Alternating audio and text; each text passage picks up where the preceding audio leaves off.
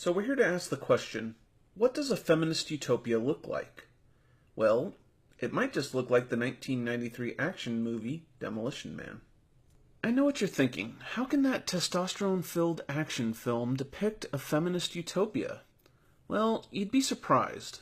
Surprised not only at how accurately it depicts a feminist SJW utopia, but how accurately it models events occurring in Europe today.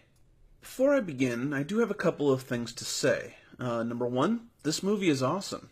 It's one of my favorites, and if you haven't seen it, stop watching right now, go watch it, and come back. I'm certain that I'll be calling out a few spoilers in this, and not that the plot's overly complicated. I mean, they don't really go out of their way to hide anything.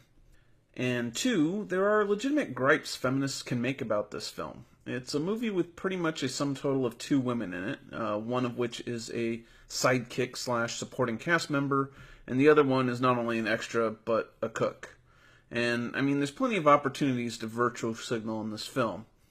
It really does play like a movie from a bygone era, highlighting some advancements feminists have actually made in the movie industry. It's also an open celebration of the virtues of masculinity, but it also serves as a sort of prescient warning as to what happens if you emasculate society. Alright, having gotten those couple things out of the way, let's talk about why Demolition Man depicts a feminist utopia. To start with, given the technology, they can literally reprogram the minds of men to be more feminine. You will be placed in cryostasis for the duration of your sentence, during which your behavior will be altered through synaptic suggestion. You'll be eligible for parole no earlier than the year 2046. Okay, let's hear a little bit more about what this synaptic suggestion entails. Look, I don't know what you guys put into my cryo slush, but when I thawed out, the first thing I wanted to do was knit. I mean, how come I know what a zipper foot and a shuttle and a hook and bobbin and a petty point is? I can weave a throw rug right now with my eyes closed. It's part of your rehab program. For each inmate, the computer draws up a skill or trade which best suits their genetic disposition. And it would implant the knowledge and the desire to carry out whatever training was assigned. What better way to rehabilitate a violent man than to implant a needlepoint suggestion into his psyche and give him a compulsion to do it? I mean, they literally scramble his brains to remove free thought and self-determination. This is pretty scary Orwellian stuff here. Clearly I'm just being alarmist, right? I mean, real feminists wouldn't advocate for reprogramming men, would they? Invest millions of dollars in grassroots organizations, in going into middle schools and high schools and colleges and talking to young men about dealing with anger, about how they treat women. I think that's where you're going to see change. I think that right now all of this reactive behavior is not going to change it as much as going in and going into the school systems and the younger spaces and really reprogramming how we raise men.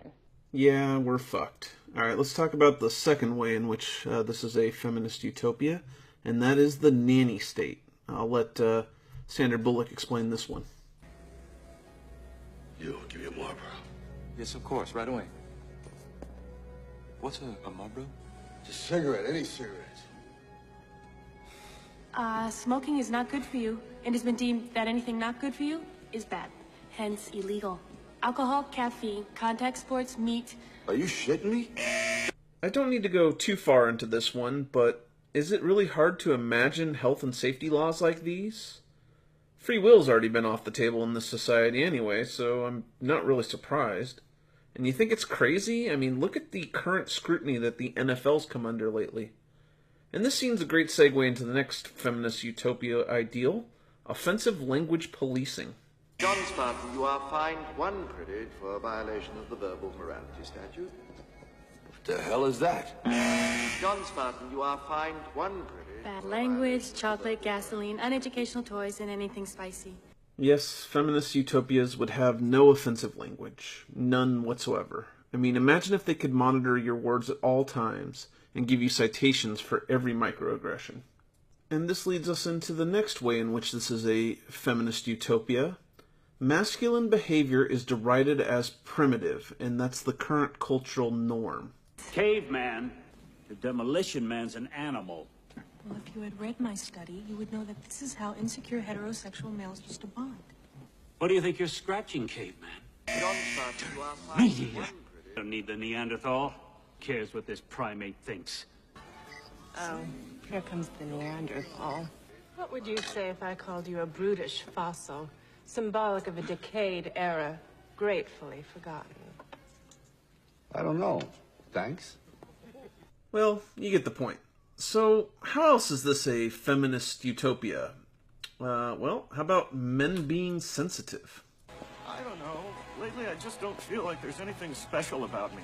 You are an incredibly sensitive man who inspires joy feelings in all those around you. Makes you want to puke, doesn't it? How about affirmative consent? John Spartan?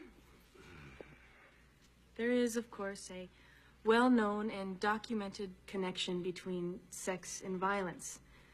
Not so much a causal effect, but a general state of neurological arousal. And after having observed your behavior this evening and my resultant condition, I was wondering if you would like to have sex.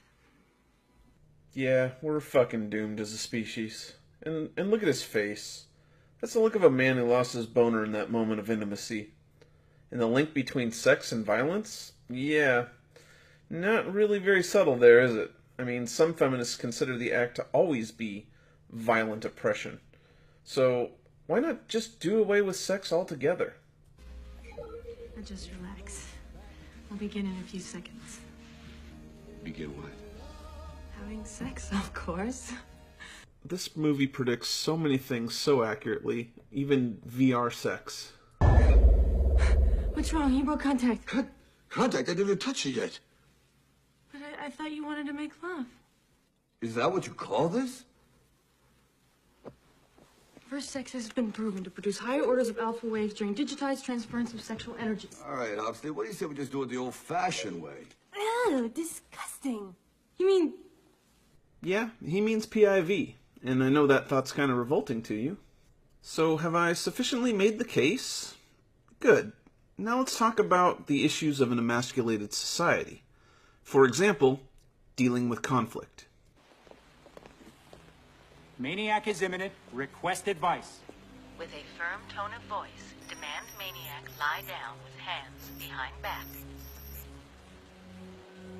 Simon Phoenix! Lie down with your hands behind your back.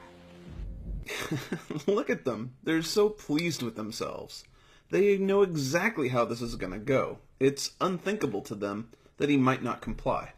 What's this? 6 of you. Such nice, tidy uniforms. Oh, I'm so scared. What, you guys don't have sarcasm anymore? The disdain this man has for Captain Sweden over there is clear. And this is a direct parallel to the conflicts going on in Germany right now. The police are literally terrified of the Muslim gangs. They've been neutered, paralyzed, and the Muslim gangs know it. There's nothing these police can do, and they show the same level of respect for authorities as this man does. Let's see how the emasculated police deal with the situation. Maniac has responded with a scornful remark. Approach and repeat ultimatum in an even firmer tone of voice. Add the words, or else. Simon Phoenix! Lie down on the ground, or else. That look says it all, doesn't it? You can't command this man into compliance. You can't verbally assert your dominance over him. You really shouldn't try to unless you can physically dominate him. As a society, you have removed your ability to protect yourselves by suppressing the masculinity that protects you. Lucky number 7. Oh! Okay.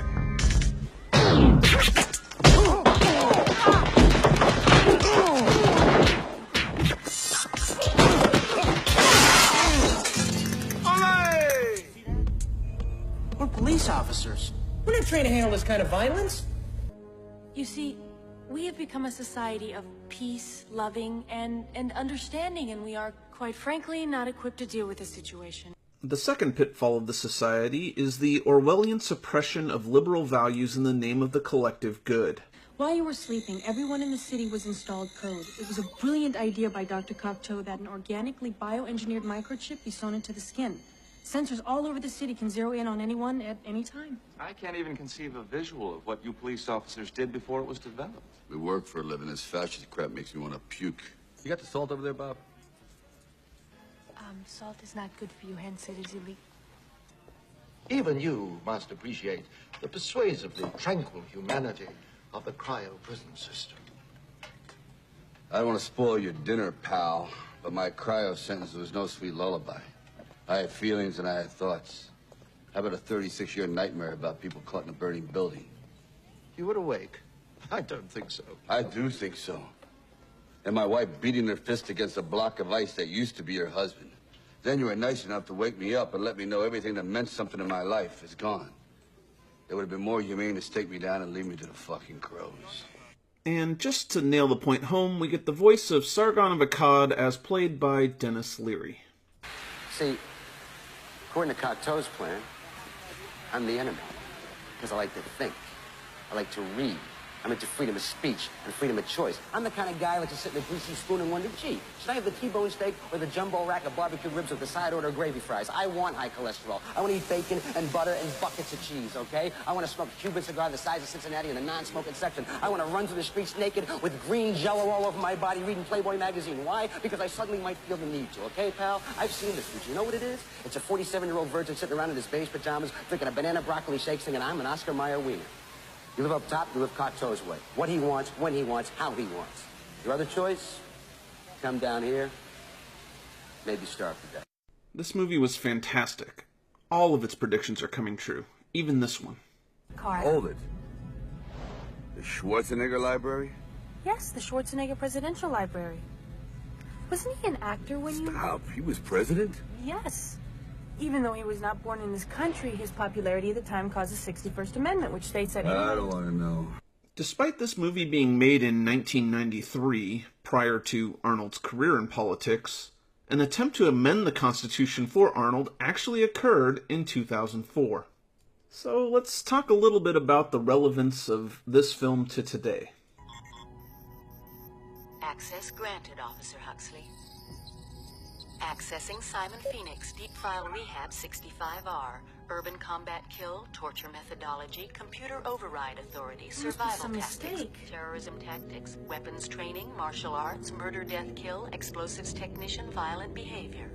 1993. It really was a different time. It was a time when words like terrorist and explosives didn't necessarily conjure up images of a Muslim.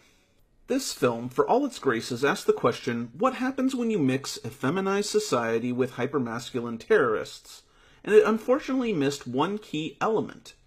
This film existed before cultural Marxism took root, and thus, this futuristic society was able to come to the conclusion that you can't simply integrate backwards values into a harmonious culture.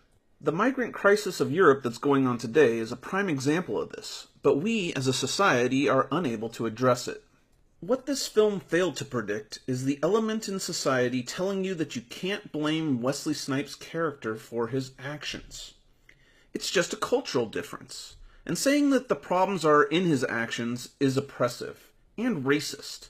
It's paralyzing our society from addressing the issue at hand, and because governments are not addressing the problem, vigilantes are becoming the demolition man.